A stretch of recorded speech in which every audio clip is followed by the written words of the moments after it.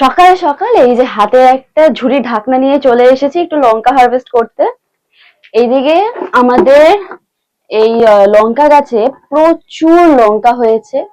তো অনেকেই চেয়েছে আমার থেকে লঙ্কা, সেই কারণে তাদের জন্য হারভেস্ট করছি আর বাড়িতেও কিছু রাখবো।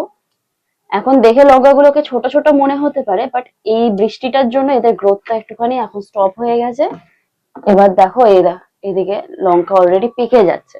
তো এই লঙ্কাগুলো তুলে নিই। এই লঙ্কাটার নাম হলো সাহেবি লঙ্কা বা ঘিয়ে লঙ্কা।